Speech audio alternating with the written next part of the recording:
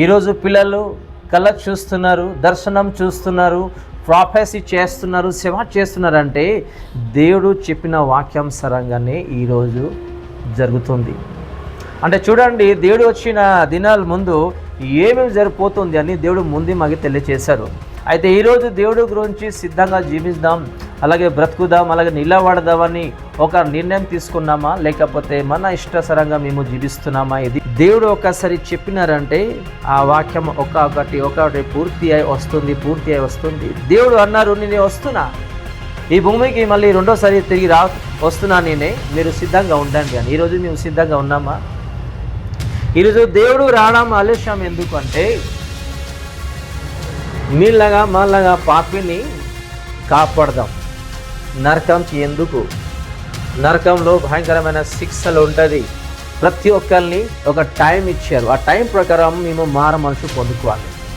ఇక్కడ చూస్తున్నాము 28లో మన పిల్లల్లో, మన ఇంటిలో ఎవరైతే సేవ చేస్తున్నారు, ప్రాఫెసీ చేస్తున్నారు, కళ్ళ చూస్తున్నారు, దర్శనం చూస్తున్నారంటే ఎగ్జాక్ట్ ఈ వాక్యము సక్సెస్ అవుతుంది. హల్లెలూయా. ఎగ్జాక్ట్ ఈ వాక్యానుసారంగా సక్సెస్ అవుతుంది. ఇది మర్చిపోకుండా ఉండాలి మేము. ఈరోజు మీరు అయినా నేనైనా కళ్ళ చూస్తున్నాము అంటే దేవుడు ఇచ్చిన ఈ వాక్యానుసారంగా ఈరోజు జరుగుతుంది. అయితే దేవుడు వస్తున్నారు అనేది ప్రతి ఒక్కరిని తెలుసు. ఆ భయం అనేది మనకి ఉన్నాయా? నరకంకి వద్దు, మేము పరలోకం వెళ్ళాలి, జీవించాలి అని ఒక నిర్ణయం తీసుకున్నామా లేదా? లేకపోతే ఈరోజు కూడా లోకానుసారంగా జీవిస్తున్నామా? ఒక్కసారి ఆలోచిద్దాం. ఎందుకైతే దేవుడు వచ్చే దినాల్లో ఏమేమి జరుగుతుంది అని దేవుడు ఆల్రెడీ 2025 ఇయర్స్ ముందు చెప్పింది. ఇప్పుడు క్యాలెండర్లో చూస్తే ఎన్ని సంవత్సరం ఉన్నాయి? 2025. అవును కదా? పెద్ద పెద్ద ప్రవక్తలు చెప్తారు, వాళ్ళు బైబిల్లో కౌంట్ చేస్తూ ఆదం నుంచి యేసుక్రీస్తు వరకు 4000 ఇయర్స్. అలాగే యేసుక్రీస్తు నుంచి ఈ రోజు వరకు ఎన్ని ఇయర్స్? 2025. ఈ రెండు క్లబ్ చేస్తే ఎన్ని సంవత్సరం అవుతుంది? 6025 ఇయర్స్.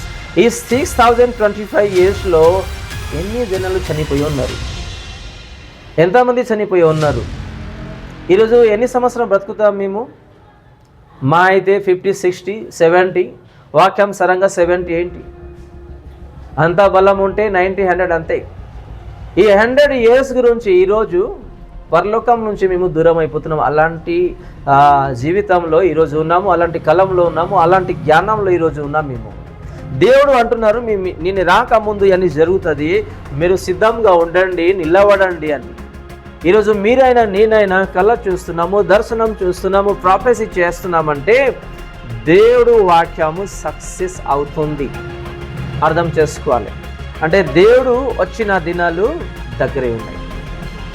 ఈరోజు ఎలాగ జీవిస్తున్నాము, ఎలాగ బ్రతుకుతున్నాము, ఎలాగ యేసు గురించి నిలబడి ఉన్నాము, మన ప్రార్థనా జీవితం ఎలాగున్నాయి, అలాగే యేసుక్రీస్తు దగ్గర మా సంబంధం ఎలాగ ఉన్నాయి, ఇది కూడా తెలుసుకోవాలి. ఇది చిన్న విషయం కాదు. ఒక్కసారి మరణిస్తే మళ్ళీ ఛాన్స్ లేనే లేదు, బ్రతకడానికి ఛాన్స్ లేనే లేదు. మేము ఈరోజు భూమిలో జీవించి ఉన్నామంటే కేవలం యేసుక్రీస్తు దయా కృప. ఈరోజు విశ్వాసీలు ఏం చేస్తున్నారంటే వాక్యము ఇందాం, యేసుక్రీస్తు వాక్యం ఇందాం, మనకి ఎలాగ ఇష్టం ఉన్నాయి అలాగే జీవిస్తున్నాం. అలాగ ఉన్నాయి విశ్వాసీలు ఈరోజు, అంతే కదా? ఈరోజు వాక్యం పెద్ద పెద్ద మీటింగ్కి వెళ్తారు, పెద్ద పెద్ద ప్రవక్తలు వస్తారు, వాక్యం వింటారు, కానీ వాక్యానుసారంగా ఎవరు కూడా జీవిస్తలేరు.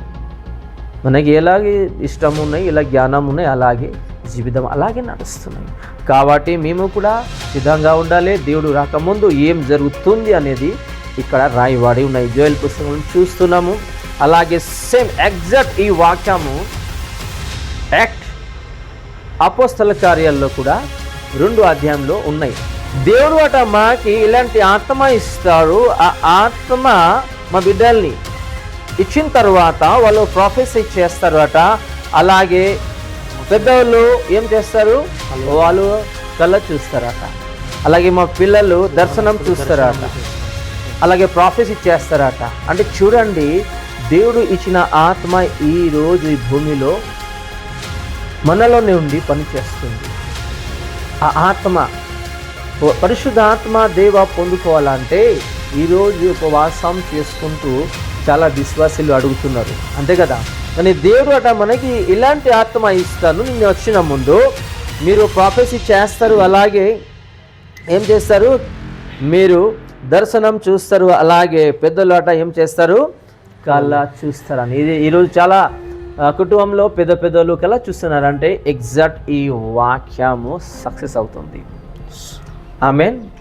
ఈరోజు ఎలా జీవిస్తున్నాము, దేవుడు చెప్పిన ప్రతి ఒక్క మాట సక్సెస్ అవుతుంది మన లైఫ్లో, మన కుటుంబంలో, ఈ ప్రపంచంలో. అయితే ఈరోజు ఎలా దేవుడు గురించి జీవిస్తున్నాము, ఈరోజు మనుషు గురించి జీవిస్తున్నామా, ఈ లోకం గురించి జీవిస్తున్నామా, ఒక ఉద్యోగం గురించి, ఒక కుటుంబం గురించి, ఒక దోస్త్ గురించి జీవిస్తున్నామా, మా దేవుడు ఏ దేవుడు అయితే మన గురించి, మన పాపం గురించి భూమికి వచ్చి ప్రాణం ఇచ్చేసారు ఆ దేవుడు గురించి జీవిస్తున్నామా, ఇది ప్రతి ఒక్కరిని తెలియాలి, తెలుసుకుని ఉండాలి. ఆ దినాల్లో అట దేవుడు ఏం చేస్తారు, దేవుడు ఆత్మ కుమ్మరిస్తారు. హల్లెలూయా, హల్లెలూయా. ఆ ఆత్మ మనకి ఇచ్చారు కాబట్టి ఈరోజు మంచి చేయడానికి మనకి తెలుస్తుంది. ఏది రైట్, ఏది రాంగ్ అనేది దేవుడు మనకి ఆత్మ ద్వారా తెలియజేస్తున్నారు. ఎగ్జాంపుల్, ఎవరికైనా సడన్గా ఏమైనా చెప్పేస్తున్నాము, కొన్నిసేపు తర్వాత నేను తప్పు చేశాను, అలా చెప్పకూడదు, చాలా తప్పు చేశాను. ఒకసారి వెళ్ళి వాళ్ళ ఇంటికి వెళ్ళి, లేకపోతే ఫోన్లో అయినా సారీ అనుకుంటూ అయిపోయింది అని చెప్తున్నాము. ఎందుకు? దేవుడు ఇచ్చిన ఆత్మ ఇలాంటి ఆత్మ. ఆ ఆత్మ వాళ్ళే ఈరోజు ప్రతి విషయం మాకు తెలుస్తుంది. దేవుడు ఆత్మ ఇవ్వకపోతే ఏం లేదు, మన దగ్గర ఏం బుద్ధి లేదు, జ్ఞానం లేదు, ఏం శక్తి లేదు, ఏం లేదు. ఈ వాక్యం గురించి కూడా మనకి తెలియచేయడానికి ఎవరికి లేదు. ఆ ఆత్మని మనలో ఏం చేస్తుంది అట, అన్ని విషయం తెలియజేస్తుంది, సహాయం చేస్తున్నారు. ఆ ఆత్మని కాపాడాలంటే మేము పరిశుద్ధంగా జీవించాలి, ప్రతిరోజు ప్రార్థించాలి, ప్రతి ఆదివారం చర్చికి రావాలి, ప్రతిరోజు వాక్యం చదువుకోవాలి, మనని సరి చేసుకోవాలి, మన పాపాన్ని వదిలేసేయాలి. ఈరోజు వాక్యానుసారంగా జీవిస్తున్నామా, లేకపోతే లోకానుసారంగా జీవిస్తున్నామా? దేవుడు అన్నారు, మళ్ళీ రెండోసారి నేను రాపోతున్నాను, మీరు సిద్ధంగా ఉండండి, నా వాక్యానుసారంగా జీవించండి, నా గురించి నిలబడండి, ఎక్కడైతే నేను ఉంటాను అక్కడ తీసుకెళ్ళిపోతానని దేవుడు ఆల్రెడీ చెప్పేసి వెళ్ళాను. ఈరోజు దాని గురించి మేము సిద్ధంగా ఉన్నామా, లేకపోతే ఇష్టసరం జీవిస్తున్నామా? ఈరోజు ప్రశ్నిద్దాం. ఇక్కడ 29లో చూస్తున్నాము, దేవుడు అట ఇలాంటి ఆత్మ మాకి ఇచ్చారు. ఆ ఆత్మ వల్లే ఈరోజు ప్రతి విషయం మాకి తెలుస్తుంది. మీరు కళ్ళు మూసుకుంటూ ప్రార్థన చేసినప్పుడు కొన్ని దర్శనం చూస్తున్నారంటే దేవుడు ఇచ్చిన ఆత్మ, ఆ స్పిరిచువల్ ఐస్, ఆ స్పిరిచువల్ దేవుడు మీకు ఇచ్చారు కాబట్టి ఈరోజు ప్రతి దర్శనం మీరు చూస్తున్నారు, కళ్ళ చూస్తున్నారు. ఎవరి గురించి అయినా ప్రార్థన చేసినప్పుడు మీరు ప్రాఫెసీ కూడా చేస్తున్నారు. అంటే దేవుడు వాక్యానుసారంగా ఈరోజు ఏమవుతున్నాయి, సక్సెస్ అవుతుంది. హల్లెలూయా, హల్లెలూయా. ఈరోజు ఇలాగ బ్రతుకుతున్నాం, మేము దేవుడి గురించి బ్రతుకుతున్నామా, దేవుడు వాక్యానుసారంగా బ్రతుకుతున్నామా? సొంత జ్ఞానంతో, సొంత ఆలోచనతో, సొంత పెట్టుబడితో, సొంత బిజినెస్తో, సొంత జాబ్తో, సొంత కుటుంబంతో, సొంత గృహంతో, సొంత బిల్డింగ్తో బ్రతుకుతున్నామా? ఇది కూడా ప్రతి ఒక్క విశ్వాసిని తెలుసుకుంటూ ఉండాలి. ఒక్కసారి మరణిస్తే తిరిగి మళ్ళీ మేము బ్రతకడానికి రాలేము. దేవుడు ఆ ఛాన్స్ ఇచ్చారు కాబట్టి మేము సిద్ధంగా నిలబడి వాక్యానుసారంగా ప్రతిరోజు జీవిస్తూ ఉండాలి. మీరు నిలబడినప్పుడు మీకు శోధన వస్తుంది, నాకు కూడా శోధన వస్తుంది, మీకు కూడా పరీక్ష వస్తుంది, నాకు కూడా పరీక్ష వస్తుంది, మీకు రోగాలు వస్తే నాకు కూడా రోగాలు వస్తుంది, మీకు ఆర్థిక ఇబ్బంది వస్తే నాకు కూడా ఆర్థిక ఇబ్బంది వస్తుంది, మీకు జాబ్ లేకుండా నాకు జాబ్ లేకుండా వస్తుంది. ఈ అన్ని భూమిలో జరుగుతూ ఉంటుంది. చూడకూడదు, ఇది ఏం చూడకూడదు. దేవుడు ఇచ్చిన ఆత్మ ప్రకారం మేము జీవిస్తూ ఉండాలి, నడుచుకుంటూ ఉండాలి, నిలబడాలి, ఆయన ఎదురు చూస్తూ ఉండాలి. మన యేసు ప్రభు ఎప్పుడు వస్తారు, ఎప్పుడు మనకి తీసుకుని వెళ్ళిపోతారు. ఈ భూమిలో ఎన్ని సంవత్సరాలు మీరు నిలబడి ఉన్నారు, అంతవరకు మీకు కష్టాలు, దుఃఖాలు, నిందలు, అమ్మాలు, సమస్యలు అన్ని విధంగా మీకు వస్తానే వస్తుంది. అది వాస్తవం. అది ఎవరికైనా, అది పాస్టర్ అయినా సరే, విశ్వాసి అయినా సరే, పెద్ద ప్రవక్త అయినా సరే, ఎవరైనా సరే, అన్యులైనా సరే, ప్రతి ఒక్క మనిషికి రకరకాల సమస్య వస్తుంది. ఆ సమస్య గురించి మేము ఆలోచన చేయకుండా మా యేసు ప్రభు గురించి ఆలోచన చేస్తూ జీవించాలి. అది విశ్వాసం అంటారు. ఈరోజు కష్ట దుఃఖాలు వస్తే మేము ప్రార్థన మానేస్తున్నాము, అంతే కదా. ఈరోజు బాధలు వస్తే బాధ పడిపోయి చర్చి నుంచి దూరం అయిపోతున్నాము, వాక్యం చదవడం మానేస్తున్నాము, దేవాన్ని పిలవడం కూడా మానేస్తున్నాము.